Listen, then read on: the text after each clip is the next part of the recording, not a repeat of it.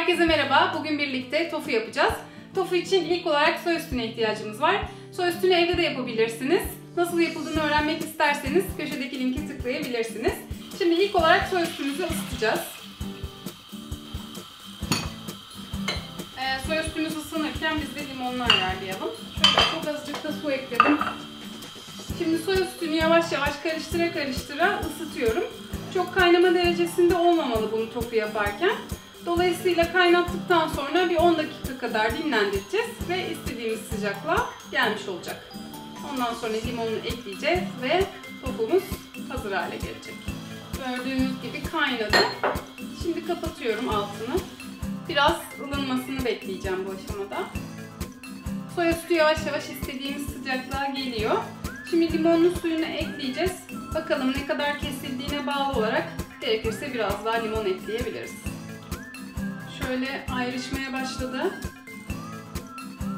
Sütümüz güzelce kesildi. Şimdi kapağını kapatalım. Şöyle bir dakika kadar bekletelim. Benim ekmeklerimi sardığım bez. Böyle sıkı bir tülbent gibi düşünebilirsiniz bunu. Onun içinde yapacağım şimdi tofuyu. Bakın nasıl kesildiğini görebilirsiniz. İlk olarak şurada bir süzelim. Gördüğünüz gibi su tamamen ayrışmış. Yani soya sütünün tamamından faydalanmışız diyebiliriz. Şimdi şöyle gördüğünüz gibi tofu olma yolunda ilerliyor.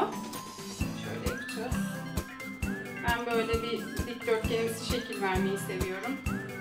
Şeklinin hiçbir önemi yok. Şu anda tofu hazır.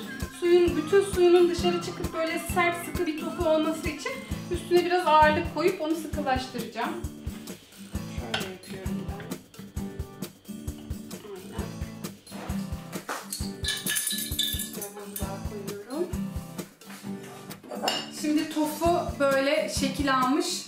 O yüzden suyunu biraz daha süzebilmek için şöyle bir tabağın üstünde biraz daha ağırlıkta bekletebilirsiniz. Şimdi tofuyu çıkarıyoruz.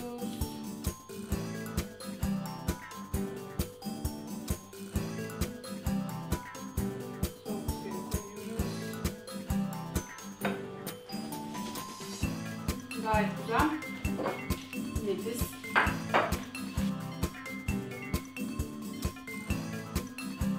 Tofuyu soğuk suda beklettim. Sonrasında güzelce dilimledim. Şu anda artık yemeğe hazır. Benim için harika bir salata malzemesi. Siz dilerseniz sabah kahvaltısında omlet yapmak için de kullanabilirsiniz. Afiyet olsun. Videolarımı beğenip kanalıma abone olmayı unutmayın lütfen. Başka videolarda görüşmek üzere. Hoşça kalın.